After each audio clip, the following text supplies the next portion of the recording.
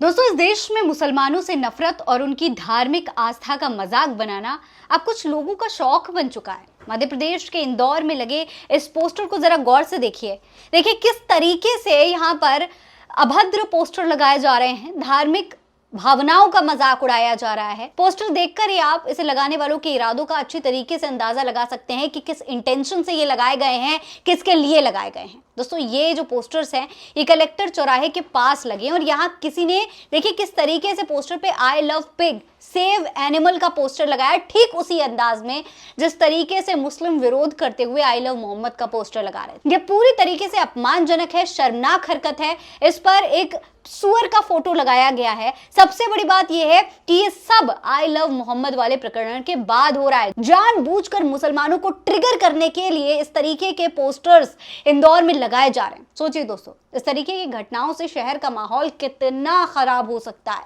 लेकिन अगर ऐसा हुआ तो भी ये पोस्टर लगाने वालों को कुछ नहीं होने वाला, ये बात अब लगभग क्लियर होती हुई दिख चुकी है। हाँ, लेकिन हो सकता है कि विरोध करने वाले मुसलमानों के घर पर बुलडोजर पहुंच जाए। ये दंगे भड़काने वाले कुछ ही घंटों में जेल जाएंगे, लेकिन जेल से छूटकर वापस भी आ जाएंगे और आपको दिखेंगे ये सोशल मीडिया पर बाकायदा एक वीडियो बनाते हुए पोस्ट करेंगे और अपनी हनक दिखाएंगे। कुछ समय पहले गाजियाबाद में ऐसा ही कुछ हो चुका है, जब एक शख्स खुलेआम मुसलमानों को लेकर अभद्र टिप्पणियां कर रहा था, पैगंबर को लेकर अभद्र टिप्पणियां कर रहा था, लेकिन कुछ ही घंटों में वो जेल से छूट करके वीडियो बनाता हुआ देखा गया था। अब इसी तरीके से ये घटना भी हुई है, लेकिन एक्शन अब तक होता हुआ नजर नहीं आ रहा। कांग्रेस का कहना है कि मामले में पुलिस को एफआईआर दर्ज करना चाहिए और पोस्टर लगाने वालों पर कार्रवाई करनी चाहिए। इस मामले में कांग्रेस नेता राकेश सिंह यादव ने कहा है कि इंदौर में सांप्रदायिक माहौल भड़काने का षड्यंत्र किया जा रहा है।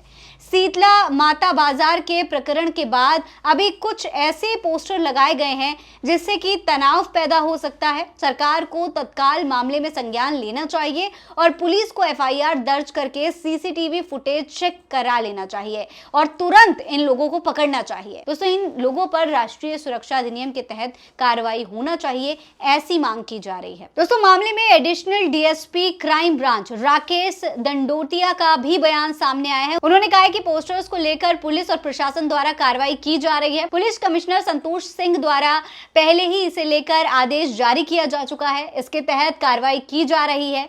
ये जो पोस्टर लगा है इसमें पता चल रहा है कि किस व्यक्ति ने और किस उद्देश्य से ये पोस्टर लगाए हैं। मामले की जांच की जा रही है। जांच के बाद ही आगे की कार्रवाई की जाएगी। दोस्तों, ये जो पूरी स्थिति है ना, ये बेहद परेशान करने वाली स्थिति है। धार्मिक आस्था का मजाक बनाना, किसी समुदाय के खिलाफ नफरत फैलाना न केवल संवेदनशील है बल्कि समाज में विभाजन और हिंसा को बहुत अच्छे से बढ़ावा दे रहा है, बहुत तेजी से बढ़ावा दे रहा है। और इसके उदाहरण आपने कानपुर में देखे, संभल में देखे, बहराइच में देखे और तो और बरेली में भी देखे। लेकिन बावजूद इसके इस तरीके की घटनाएं जो हैं वो कम होने का नाम ही नहीं ले रही। दोस्तों, पोस्टर हटाना केवल तत्कालीन समाधान है। जिम्मेदारों के खिलाफ कानूनी कार्रवाई बहुत जरूरी और ऐसी कार्रवाई कि आगे इस तरीके की कोई घटना ना हो। भारत में ऐसे मामलों में धारा 295, 295A और 153A आईपीसी के तहत मुकदमा दर्ज किया जा सकता है। प्रशासन का यही कर्तव्य है कि वो ऐसे अपराधियों पर सख्त कार्रवाई करे